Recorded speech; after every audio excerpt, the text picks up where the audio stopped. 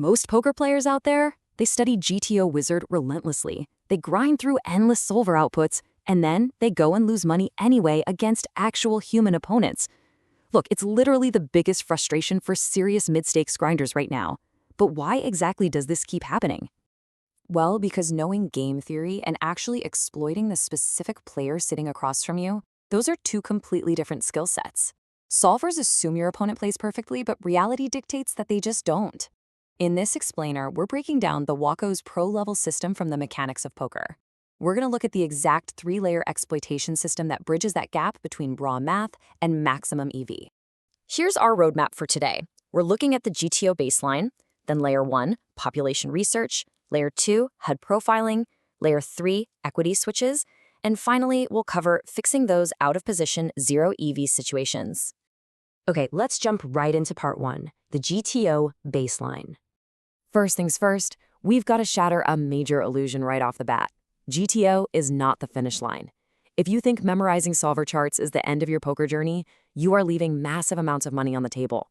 GTO is simply your baseline. To actually win, you must understand how these concepts stack together. You build your absolute foundation on GTO theory.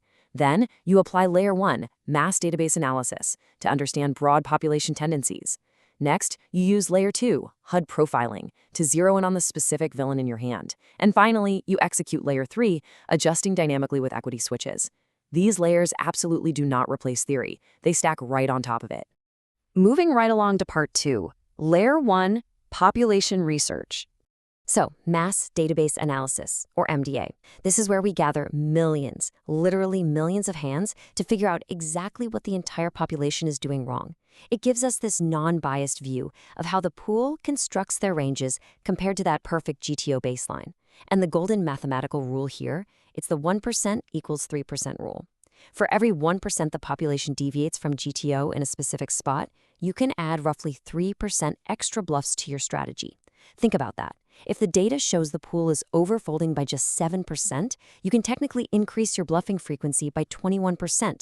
That right there is how you turn a slight population leak into an absolute money printer. When we use programs like Hand to Note to run these aggregated reports, we start finding these incredible hotspots. Let's break a couple of them down.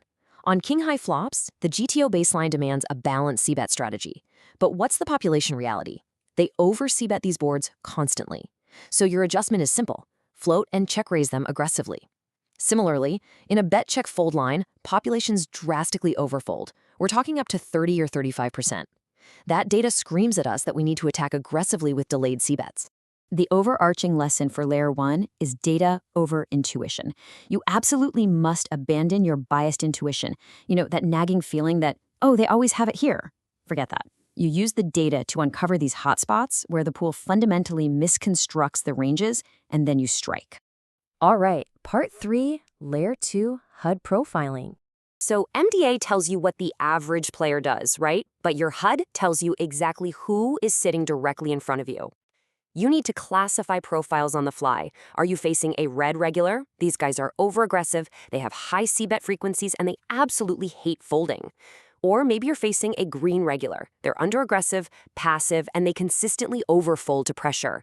Or are you dealing with a recreational player? You'll spot them by a high VPIP and massive sizing tells, like, bombing a pot-size bet for value and then using a tiny 1/3 size as a bluff. The crucial point here is implementing this 4-step HUD decision framework. Step 1, do not adjust on tiny samples. Ensure you have relevant data, ideally thousands of hands for specific lines. Step 2, establish the basic profile. Are they red, green, or rec? Step 3, and honestly this is where most players totally fail, combine the stats. Never ever look at a stat in isolation.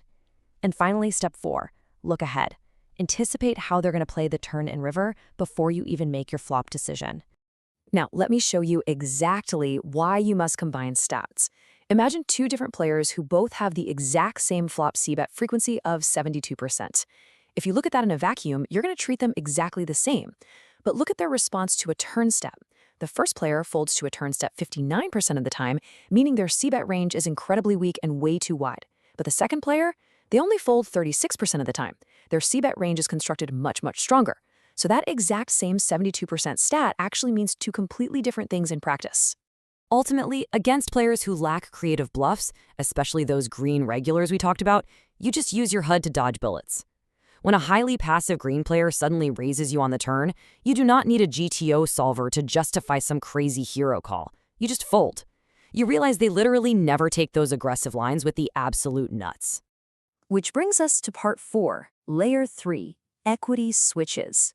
Layer 3 gets into the real weeds of active hand dynamics. This is when the board runs out and completely changes the mathematical reality of the hand. The core principle here is arguably the most vital concept of the entire system. You cannot control if the river completes the flush or the straight, but you absolutely can control the pot geometry and the exact amount of equity you have against their continuing range when that card hits. Look at this classic mistake that mid-stakes grinders make all the time. They hold ace-king. The turn brings a bunch of flush and straight draws, and they just panic. They overbet the turn to quote-unquote protect their hand. But guys, that is entirely the wrong approach. You cannot protect against hands that are never going to fold anyway. By overbetting, all you do is force the villain to fold out all their low equity garbage, like a king-9, and guarantee that they only continue with high equity draws and 2 pairs that are going to crack you on the river. The correct exploitative switch here is to actually size down or even check, actively keeping those 0% and low equity hands trapped right there in the pot. To effectively exploit connected boards, you really have 3 distinct responses. 1, size down. This keeps those low equity hands putting money in the middle. 2, check. This induces bluffs from 0 equity hands that would otherwise just snap fold to a bet. Or 3, size up massively. But listen closely, you only size up if you know for a fact it will actually force high equity draws to fold without completely killing your equity when called. All right, part 5, fixing 0 EV situations. Let's fix one of the biggest, most frustrating leaks for serious grinders: bleeding money and out-of-position 0 EV situations.